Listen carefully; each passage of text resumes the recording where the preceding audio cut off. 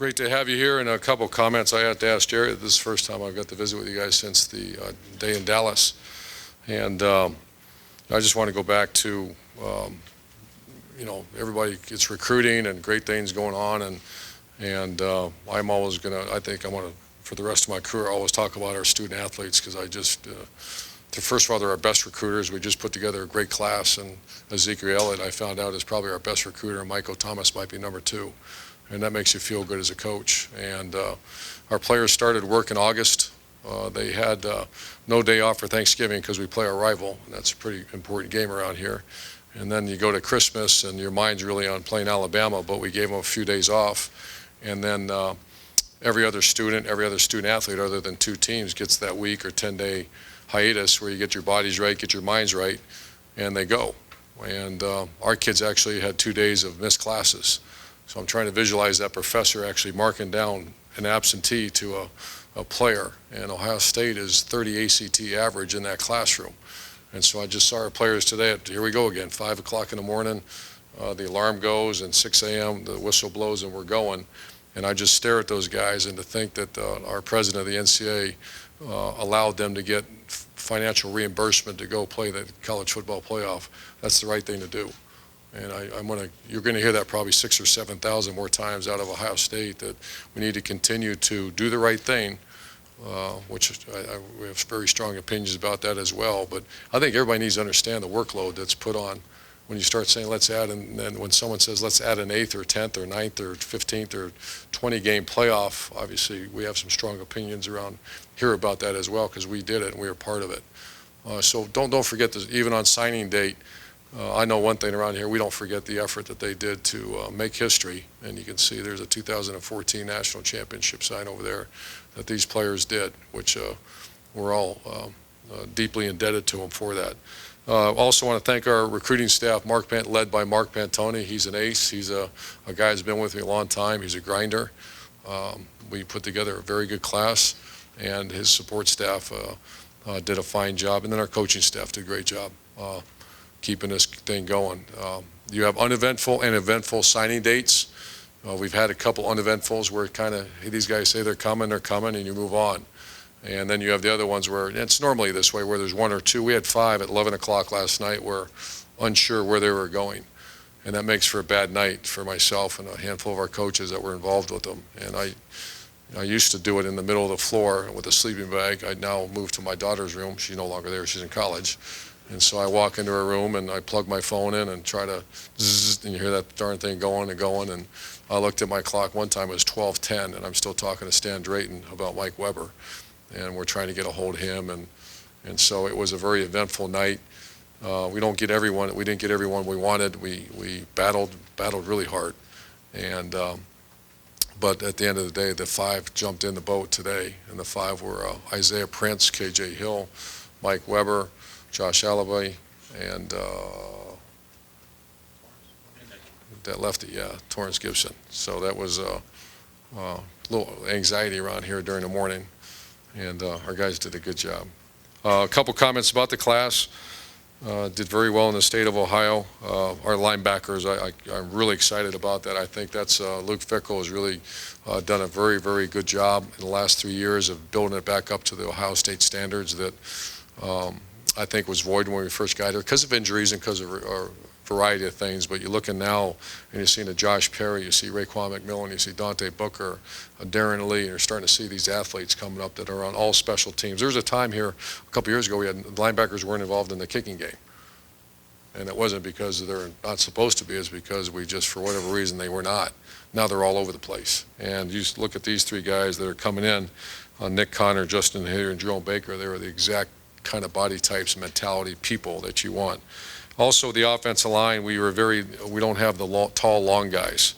We're 6'6", 6'7", 6'5", 6'9", 6'5", and 6'7" are walking through the doors now. So out of those are 3 or 4 tackles that we really need. We're really short at that position, especially with Kyle Dotson not being allowed to play football anymore because of his injury. So I'll answer some questions for you. But once again, I wanted to, please don't forget about conversations about the current student athletes and the someone would, you want to do a great story? Do a story from August until January 15th and what a student athlete does, because most people don't understand that. They see a kid play against Oregon and say, wow, that's kind of cool. They don't realize we were out of scout team players. If we had to practice one more day, we had to go against each other because we were out of scout team. There's no scout team. It's over. So for all those people on all the committees making decisions, they need to hear those decisions, because you just have to do the right thing by the players. I'll answer any questions for you. All right, here, Bo. Urban, I asked this of you, acknowledging that you're the guy that put Cam Newton and John Brantley a year behind Tim Tebow, but you get two big-time quarterbacks in this class. You have four great quarterbacks on the roster. Have you ever had a situation like this, or seen a situation like this at that position? And then if you could also just comment on Burrow and Gibson. I love Joey Burrow. He was a guy that was kind of under the, Tom Herman, I don't want to say rejected, because we didn't reject him. We just kind of, is he what we want? Because he's growing up. And the unfortunate thing right now, all this early recruiting is pushing, you're letting, between your sophomore and junior year and your junior and seniors, when kids grow up, and I'm watching my son do it right now, how big he's getting and strong he's getting. So Joey Burrow is right on schedule. And Tom Herman went down there, and he wasn't, I don't know if he's highly rated or not, but I just remember he sent me, and he's screaming into his phone, I guess an iPhone, as he's watching this kid throw. And he goes, I found your next Alex Smith, and you meet the kid and his family, and it's just A1A. He's a competitor. He wins. He wins in football. He wins in basketball. And his mom and dad, he's a coach's son. So we're real impressed with him. Torrance, I didn't know very well. He came in, and the thing I asked Torrance is just, please don't penalize us because our guys play real well. I went through other rosters everybody's got 3 or 4 quarterbacks. If you don't, you're really struggling. But everybody's got 3 or 4. Our 3 or 4 happen to play really well. Don't hold that against us, because Cardell might leave after next year. He almost left this year, I guess, and Braxton's out, so you're down to 1, maybe 2. Don't hold that against us. Come and compete for the spot, because you go from Braxton to Kenny Guyton to J.T. Barrett to Cardo Jones. Don't penalize the Ohio State Buckeyes, because all 4 played really well. And just the depth, real quick, Urban, have you ever had 6 guys of that caliber? No. We'll discuss down the road, I guess. Todd? Urban, you're coming off of a national championship. If I'm Mike Weber and I'm in Michigan and I've got Michigan pulling at me to stay there, what does Urban Meyer tell me at 11 o'clock the night before signing day to get me to come here? I got a lot of credit. He's a guy that's been here a bunch. He's been committed, and we've all been down that road.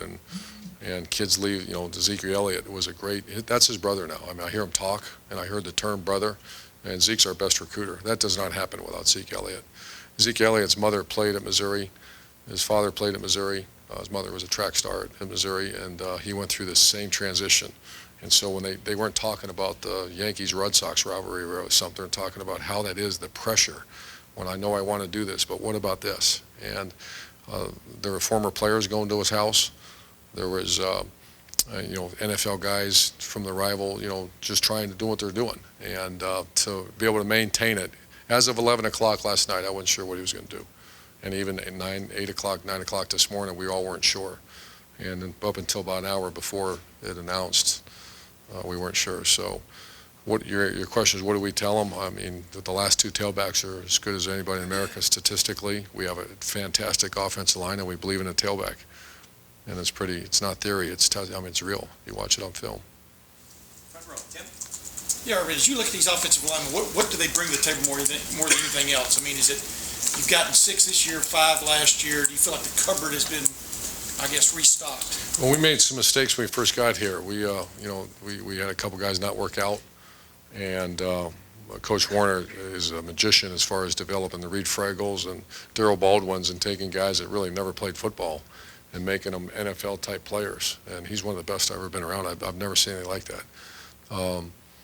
But we were we were holding our breath this year, because we were down to the nubs as far as what was left.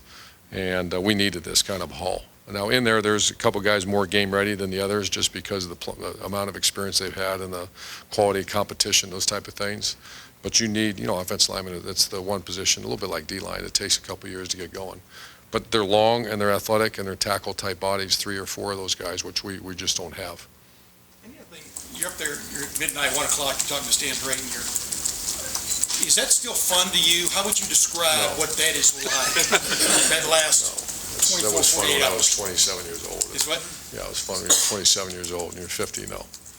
It's fun when you get them and you smile and we laugh, and Drayton looks like I do today, just like someone hit him with a bat. But what's fun is when they're very good people and you can bleed with them a little bit because you know what they're going through. And once again, you're talking about Mike Weber, man. He's a great kid. You can talk about Isaiah Prince. When you guys get to know him, there's not a better guy than that. And then KJ Hill, I really didn't know. That was mostly Chris Ash until the end. And you're talking about a very intelligent player that wants doing it for the right reasons, and a very good family. So when you're talking about, it's fun when you're dealing with that kind of people. One last thing, though. Do you ever chalk it up, check mark? You've just beaten that new coach for a guy he really coveted, if you understand what I'm saying? No, you don't have time to do that. I think we do keep score against the rival in everything we do. And they're great recruiters. They always have been. The previous staff was great recruiters. And I mean, that's gone on for long before us and will take place long after us. But absolutely, you keep score of that one. Far left, Rusty. Urban, how different would this class have been without a national championship? Did you gain people, or how much of a bounce did you get? I think we'll find that out after we, certainly 16, you'd seen a jolt, and that's going to help us. I tell people it was like a 30-day infomercial. We didn't really turn many's, I thought maybe that might happen, but that really didn't happen. I think Isaiah Prince, KJ are two, maybe Torrance, it really helped us, but I think Matt Burrell was still coming, and Mikey Weber, I don't think he came because we won a national championship. I think a little bit, like that ESPN Hard Knocks thing that we did a couple years ago, it just gets, the scarlet and gray in front of everybody in a positive light. Sometimes things happen and it's not in a positive light. So anytime it's positive, go pay for positive advertisement for 30 days and see what that looks like. And that's basically what it was. And one more thing, the whole field of recruiting and particularly announcing, the first signing date and everything, I just wondered if you could look into a crystal ball, what do you think this is going to be like in 10 years? Are we still going to be under the same format where everybody... I have mixed emotions about that. I've been on committees, and we've been asked that every year at the American Football Coach Association. We'll probably we have Big Ten meetings next week. I'm sure that will come up.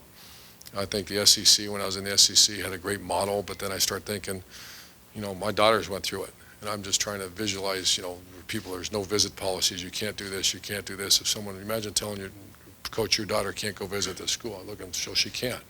Sure she can. These kids they're 17, 18 years old.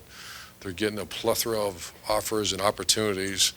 It's done when the person signs that dotted line. So the more I'm thinking about it, even though we had to battle, and you said, is it fun at midnight on? No, it's not fun. But at the end of the day, that human being, that young person gets to pick whatever school they want to pick. And now they can gather as much information as they possibly can get their hands on. Because I don't think we get KJ Hill. I don't think we get Isaiah Prince. I don't think we get on an early signing period. I'm trying to think who else. Maybe not Mike. I think he was committed by then. But so I kind of like the model, and not that my voice matters too much, but I think I'd be disappointed if it changed. Back row middle. All right. Urban, with a guy like Torrance, who was a huge part of your guys' class, it was a really long, drawn-out process with him from the beginning when he was a junior. You guys got in on him to, maybe lulls in the middle of the recruitment, then the quarterbacks do what they do. I mean, how much work does it take maybe to get one specific guy like that in comparison to some of the other guys where, they're from Ohio now? I mean, can you detail a little bit about just the journey? Sure. That's a great question, because there are those that tear up and said, my grandfather knew Woody Hayes, and I want to play for Ohio State. Where do I sign? And there's the other ones that if you put a stopwatch on the amount of time you've spent with them, it's out of control. And be quite honest with you, it's as much as you do like the person that grew up at Buckeye and says, I'll do anything to be a Ohio State Buckeye, and then all of a sudden you go get a guy out of South Florida that, he just more is a fit that you have to really grind and work to go get. It's more, I don't want to say gratifying, but to be able to go get a guy. So the amount of time on Torrance was ridiculous, especially towards the end. But he seemed always to be a natural fit offensively, and he just liked the way Ohio State did their stuff. Kind of follow-up question on something entirely different, but when it comes to pace, Comes to what? Pace and putting together Pace. a class, sometimes you get 8 at the beginning, sometimes you don't have any until July. Do you guys have a preferred way of how you want to assemble it? Is it little by little? Do you like it? I like to little by little, and I catch, one around here because everybody wants to, like right now, if we said, hey, we took everybody who wanted to commit, it'd be done. And I just seen people fail. You get stuck in, I think the coaches deserve a right to see a player play a senior year, certainly have them in camp and get to know them a little bit. There's some people that tried to commit during a championship game that we don't know, and I hope it works, but I just don't know them yet. And so I'd rather be much slower and, a couple here, a couple there, a couple here, and then always have a few left at the end. Far left, Matt. You always say that you don't recruit kids to redshirt. You want them to play right away. I'm just wondering, you're coming off a national title and you had a very young team. What do you envision competition like next year with this group coming in, and is it going to be more difficult for this group to maybe crack the 2 deep, given what you have coming back? I hope so. That means you got a good team.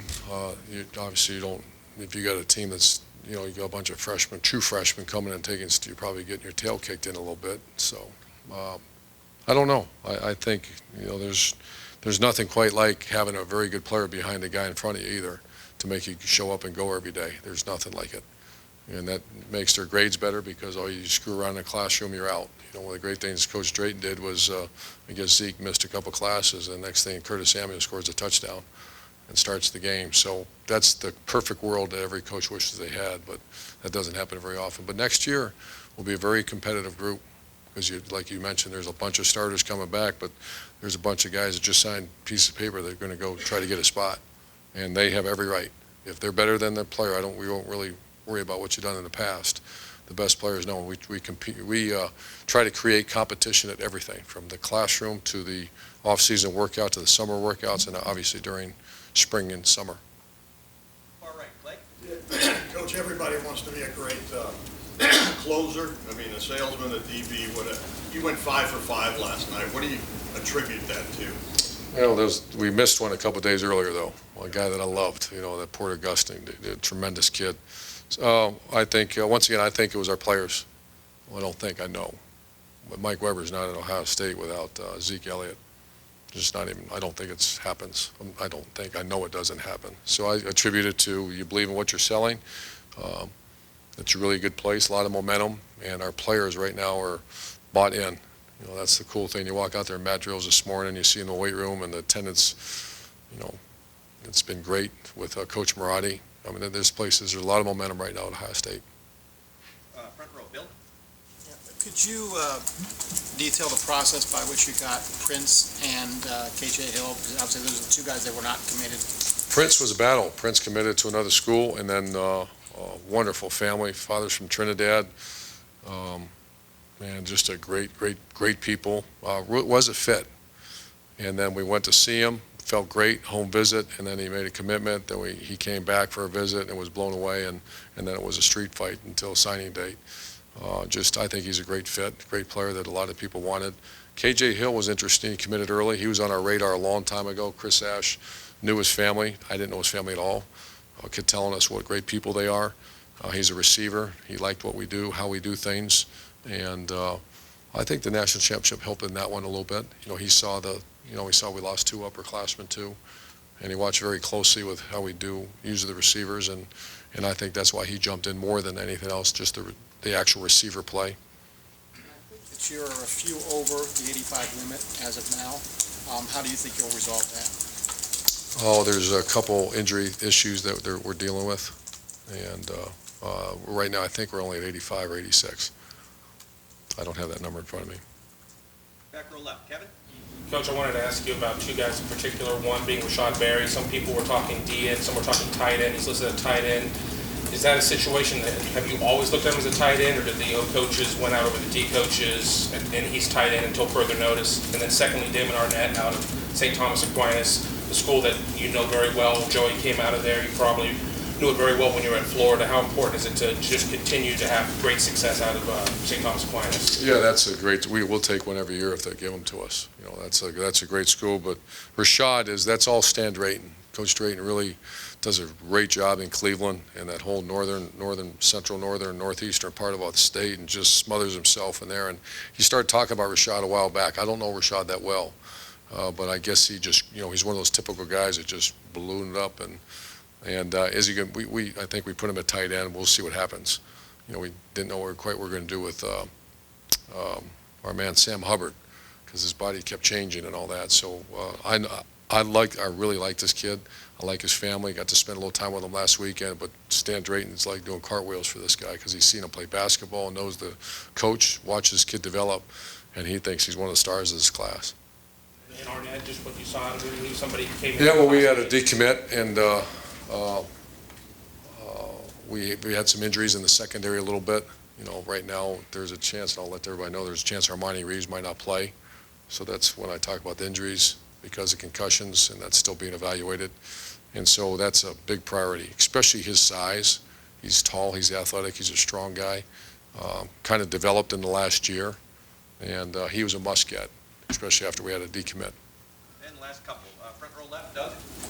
Urban, from what we know about the roster, it seems more that you're like at 90 or 91. Are there any more that you can talk about? I think Ron Tanner, you got to give me a couple of days and I'll get with you, because I've been running around this country. I don't give you false information, but I think Ron Tanner and Armani are two off the top of my head that won't be able to play anymore.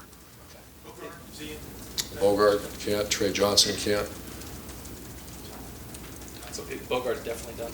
Yeah, he's had 3 ACLs. And How much are you aware of that with your roster management, and how much are you willing to? I mean, I know you talked about that. You're losing guys at the end of the season and you're short on bodies. How much are you willing to push it on? Trying to max out, make sure you're maxed out at 85, but maybe. I'm never really oversigned. We don't go 2 over, 3 over. And Gene and I have really never had those conversations, because we just don't do that. But there's a couple guys when you're just not sure that they can continue playing. There's some guys that have 2 ACL injuries, and so you have to just be aware. So how aware am I of the roster? About as well as you can be. But there's also the truth that you don't know for the next couple weeks, couple months, until this injury, what happens.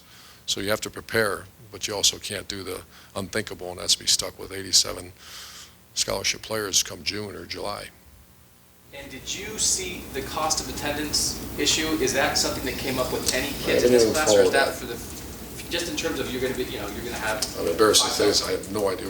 I've heard that for the last few years. I don't know what that means. So it's not something that's a recruiting discussion at this point. No. The last question, Jeff. You mentioned a couple times how much you like to be able to evaluate some of these guys into their senior years, and there's some guys like Rashad in this class, and Robert Landers out of Wayne that really had big senior years. Devon. Really able to kind of push and earn that scholarship. I mean, what do you think those guys add, just having that fuller picture of a guy as you were able to see him? Well, less chance for error, because you get to see him play as a senior, and less buyer's remorse, because you get to watch him. And I wish that's the way it used to be. It used to, when I first started coaching, recruiting started in December of the kid's senior year. And now it starts their sophomore year. And we had to make a decision, because if you remember our first couple years, we fought that and fought it. And finally we had to give in a little bit to get in the game, because the days of making a guy come to camp are over. And we've accepted that. That's disappointing, because I think we should have the right to do that. Darren Lee, for example, if he doesn't come to camp, he's not at Ohio State. And there's other players like that. Coach, thank you very much. Thanks, guys.